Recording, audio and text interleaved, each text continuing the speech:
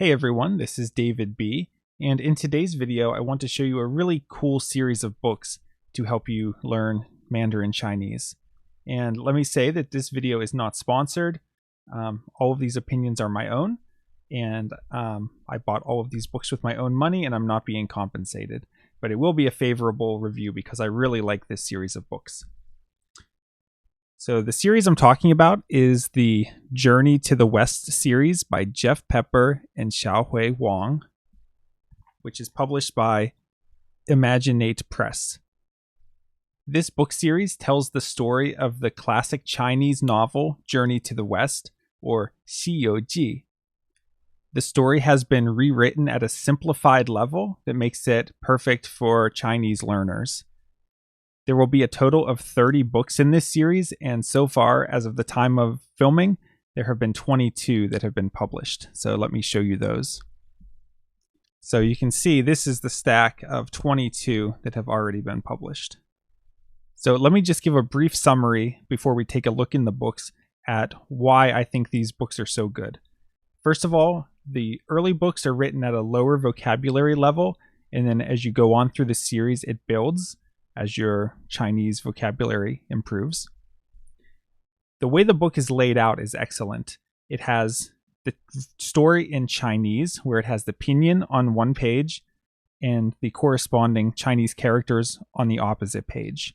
So you can read the characters and then very easily reference the pinyin for any unknown words. Then it has the full English translation of the story that you just read in Chinese, and then it has a glossary of all of the words used in the book. And finally, there are audiobooks for the Chinese versions of the stories on YouTube. So let's take a closer look at one of the books. I chose Volume 7, which is The Monster of Black Wind Mountain, a story in simplified Chinese and pinyin, 1200 word vocabulary level. So the first book in the series starts at a 600 word vocabulary level. And like I said, as the series goes on, you'll have learned more words, and it also, just the overall level of the language has increased. If we take a look inside the book, there's a brief introduction in English.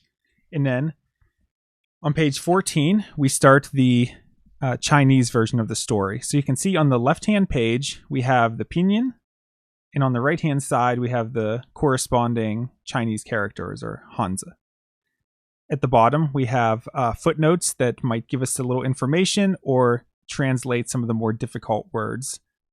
As we go through the text, there are occasional pages that have a picture and also a quote where it has the Hanzi, the pinyin, and the English translation. So that's just a nice touch as you're reading through them. Okay, it looks like the Chinese version of the story goes until page 121. And then starting after that, page 123, we have the beginning of the full English translation of the story. And the really nice thing about this is it is a sentence by sentence translation. It exactly mirrors the Chinese version. So it's really helpful that you can study the English version and then go to the Chinese version and already know the content. The English version goes until page 152. So it's about 30 pages of English text. And the next part of the book is a section with all of the proper names. And I find this really helpful because I think even if your ability to read Chinese characters is pretty good, the names are what at least I tend to get caught up on. So it's nice that they include this as you get into the series. Next, we have a glossary where it literally defines every Chinese word used in the book. And it also will tell you for certain words, if they were introduced in earlier books, it tells you which volume of the set that word was first introduced in. And that glossary runs from page 154 all the way to 195. So we're talking 40 pages of glossary. So it really is something that's helpful for if you're trying to maybe go through the book beforehand and see what words you don't know, or if you wanted to go through and make flashcards of unknown words, you have everything here. And it's arranged in alphabetical order by the pinyin. Now, these books don't come with any CDs or anything, but the audiobooks are available as YouTube videos. So I'll put a link in the description to the channel where you can find all of those audiobooks. Okay, talking about the cost of these books, for the individual volumes, they're somewhere in the price range of $10 to $15. I think most of them are around $13. So if you buy the whole set, you're looking at spending hundreds of dollars. But if you're really going to use these books and study them, I think you'll get a lot of value out of them. Now you also have the option, instead of buying the volumes individually, they've been releasing them as single books of 3 volumes at a time, where I think you'll save a little bit of money if you do it that way, where maybe you're spending about $20 to get 3 volumes rather than spending $30-some if you were to buy them all separate. Now the same authors also put out other books outside of this series that are the same format. So if you're not interested in the Journey to the West stories, or you just want something in addition to it, there's a couple, including some of them like this, the Love Triangle. It's more of an adult aimed theme.